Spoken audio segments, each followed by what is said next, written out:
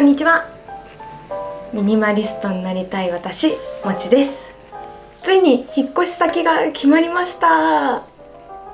今回は約3週間後に予定している引っ越しに向け、徹底的に捨て活をしたいと思います。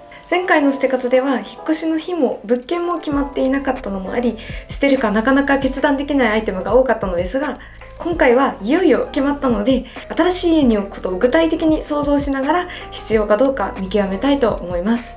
資源ゴミの日やフリマアプリを使うことを考えると、今が引っ越し前大きな捨て活の最後のチャンスだと思うので、気合を入れてやっていきます。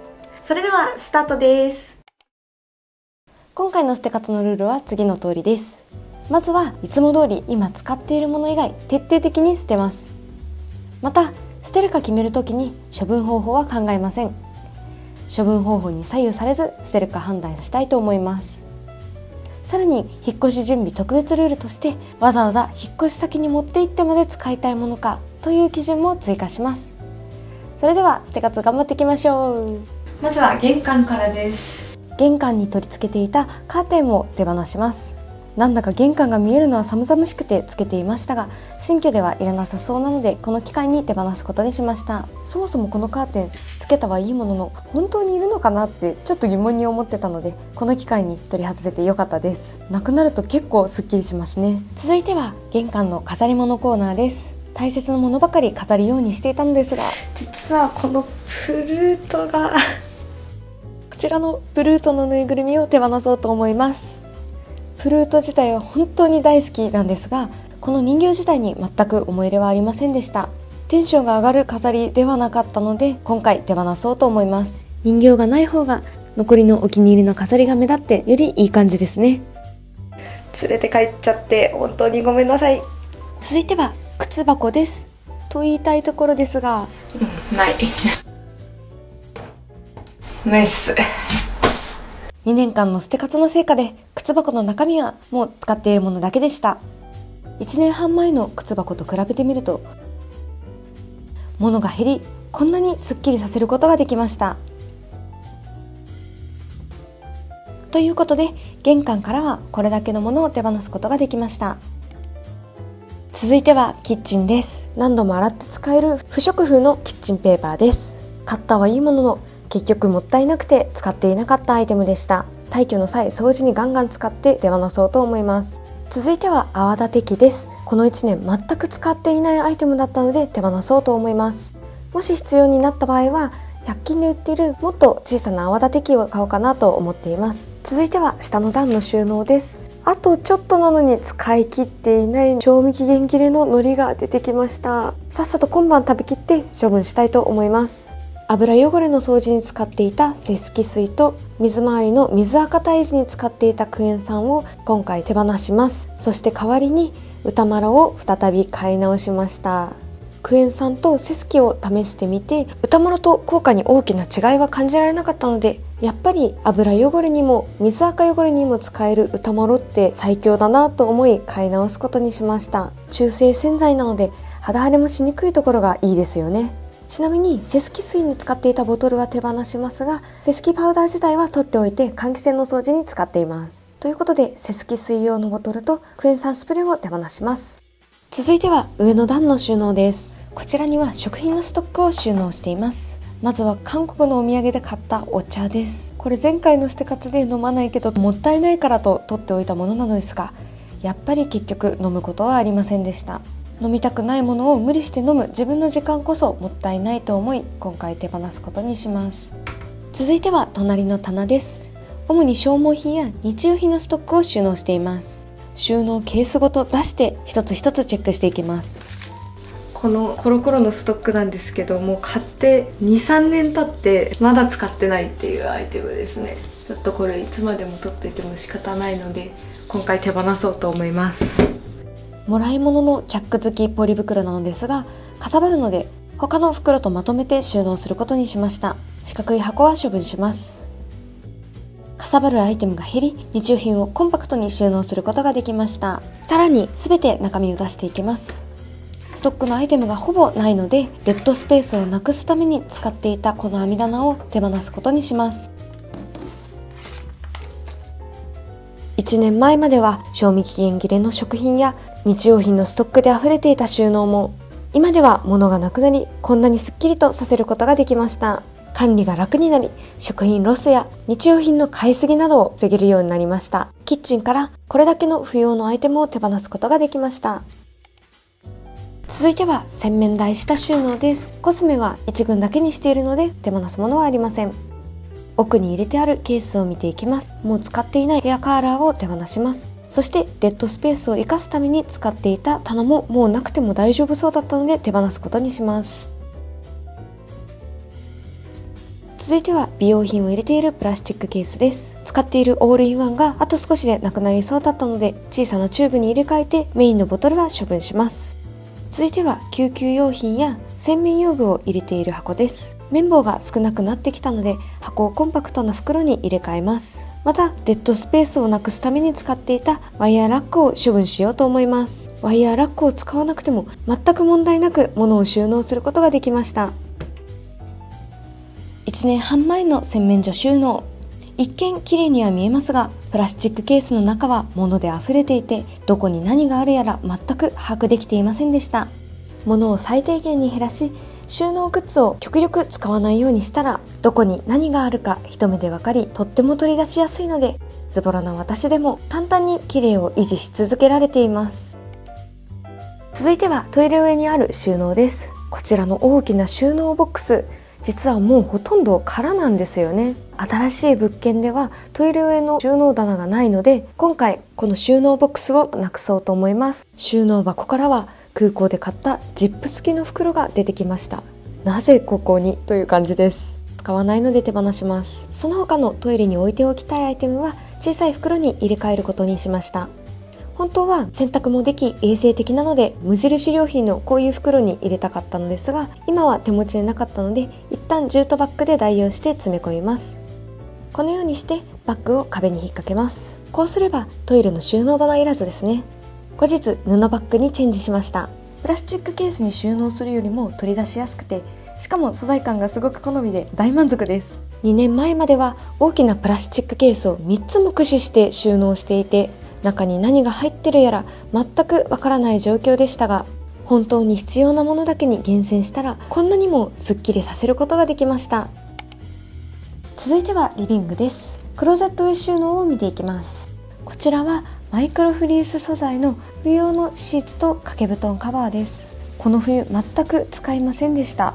お客様用の掛け布団としても使えるだろうと、もしもの時のために取っておいていましたが、そんなもしもの時は一切来ませんでした。引っ越しのこの機会手放そうと思います。続いてはスノーボードブーツです。たまにスノーボードに行く時に履いていたのですが、年々数が減ってきて今年は1回しか行きませんでした。しかもブーツは重たくて持っていかずレンタルしてしまったので、別にブーツは持っていなくてもいいと気づかされました。こちらのブーツは手放そうと思います。続いてはスノーボードウェアや水着など季節物を入れている箱を見ていきます。まずはスノーボードウェアのジャケットです。これ実はもう15年以上着ているとっても古いアイテムなんですよね。防水性もほとんどなくなってしまって、何よりすごくかさばるんですよね。今は薄くて防水性に優れたゴアテックスのようなジャケットもあるので、次行く時はそういうものに買い替えたいと思います。正直次行く機会があるかもわかんないんですけれどね。こちらのジャケットは手放します。グローブもボロボロになってしまったので今回手放します。ジャケットをなくしたら荷物がすごくコンパクトになったので、箱の代わりに圧縮袋に入れて収納しようと思います。こちらの年季の入った箱は手放そうと思います。まだまだやってきます。段ボールの破片があったのでこれは処分します。インクが出てきました。ずっと使ってないのでこれは手放すと思います。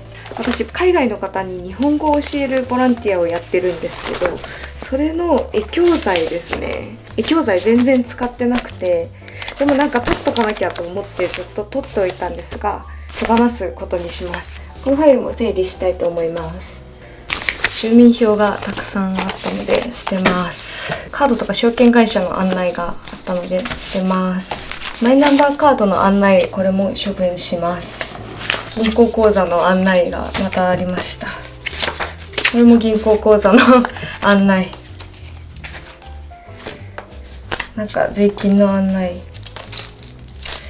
ここれはマイナンバーの通知カードの案内なんですけども、カードを発行したのでこれは処分します。あと UFJ の案内です。スタバカードなんですけどオンライン化したのでこちらは手放そうと思います。地下の鍵ケースもうめちゃめちゃ汚いのでちょっと鍵だけ残してケースの方は処分しようと思います。通帳とか印鑑だけになったのでこのファイルを処分します。カード類引っ越すにあたりも住所変更とかめんどくさいのでこの機会に見直そうと思います。最近クレジットカード2つ解約しました。処分します。あとこれも電気代の支払いにしか使っていないので引っ越したらもう使わなくなる予定です。このクレジットカードも処分します。ちょっとカードめちゃめちゃ持ちすぎですよね。あとちょうど更新だったクレジットカードも処分します。クレジットカード4枚処分します。カードもだいぶすっきりしました。メンバーズカード1つ手放します。配車は残す。美容院のですね、もうこれもずっと行ってないので手放します。ロッククライミングのポイントカードを手放します。自転車のポイントカードも使ってないので手放します。病院のは残す。学生時代の学生証なんで残してんのかなこれ手放します。実家の方の病院のカードなんですけども絶対行くことはないと思うので手放します。これもロッククライミングのカードです。行ってないんで手放します。あ、これトランポリン行けるやつのちょっともうね行ったら怪我するのでこれはちょっと処分しようと思います。12345678910 8個のカードを手放して病院のカードなど4つ使っているものを残そうと思います。カード類こんなに手放すことになりました。クローゼットに入れているものの総点検が終わったので全出ししたものを戻していきます。クローゼットからはこれだけのアイテムを手放すことができました。これにてクローゼットの点検は完了です。クローゼットに入っているお洋服の見直しは一つ前のこちらの動画で行っていますのでぜひ見てみてください。1年前めったに使わないもので溢れていたクローゼット上収納ですが今では本当に自分にとって必要なものだけに減らすことができ何が入っているのか一目瞭然な収納になりました。続いては我が家に唯一ある収納家具のこのエリアを点検してきます。こちらも日本語を教えるための教案なのですが全く私は使っていないので処分することにします。続いてはノートです。いつか使うかもしれないと取っておいたのですがそんな日は一向に来ずずっと保管していました。使っていないので手放します。続いて書類を保管しているファイルの見直しをしていきます。古い源泉徴収が出てきたので処分しようと思います。住民税の通知書なんですけど一番新しいものだけ取っといて古いのは全部処分しようと思います。クレジットカード発行の案内全部取っておいてたんですけど使わないんで全部処分しちゃおうと思います。もうなんか何十枚あるのってぐらいありますね。これ全部処分します。かなりコンパクトになりました。ちょっとこのケース見てきます。イヤホンですね。もう有線のイヤホンは使わないので処分します。ペンとかはもうだいぶ最小限。返信が正直不要ではあるんですが、まあちょっと今回は取っておくことにします。定期的に捨て活してるだけあってこれ以上手放すものはありませんでした。収納箱からはこれだけのアイテムを手放すことができました。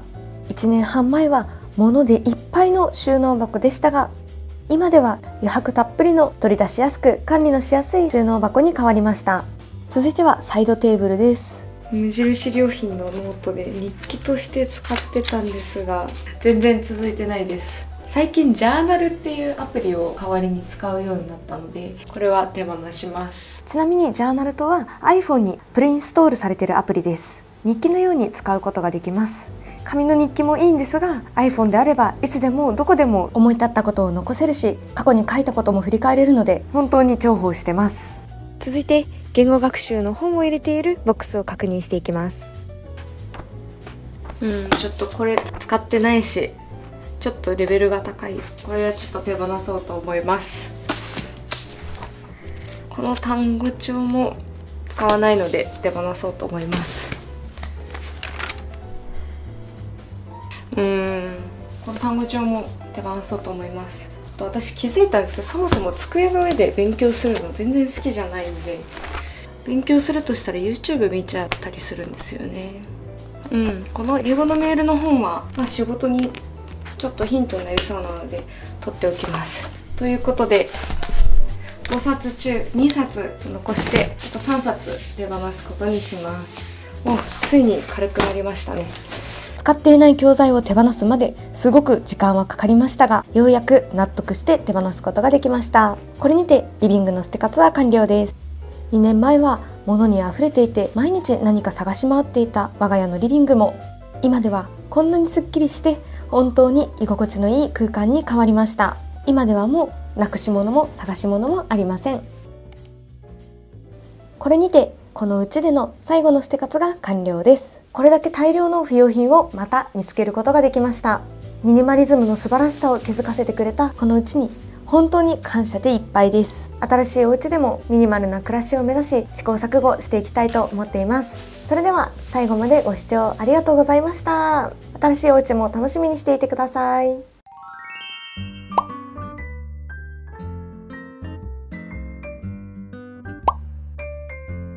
チョンハさんからハートもらったやつです。最近はたとえコンサートに行っても持っていかないので手放そうか迷いましたが、結局残すことに決めました。悩んだ時間の記録は1分2秒。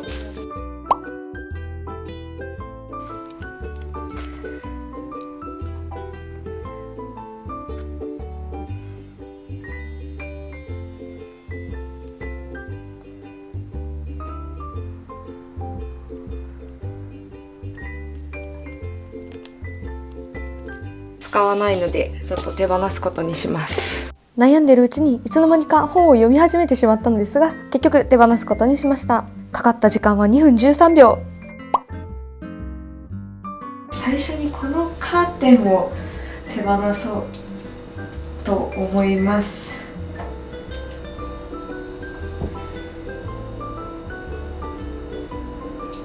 多分カーテン取り付ける場所ないかなと思うんですが、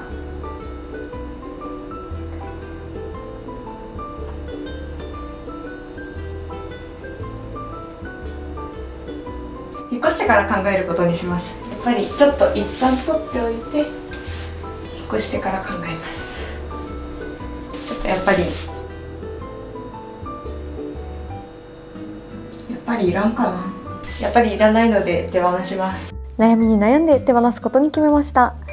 かかった時間は3分12秒。堂々の第1位でした。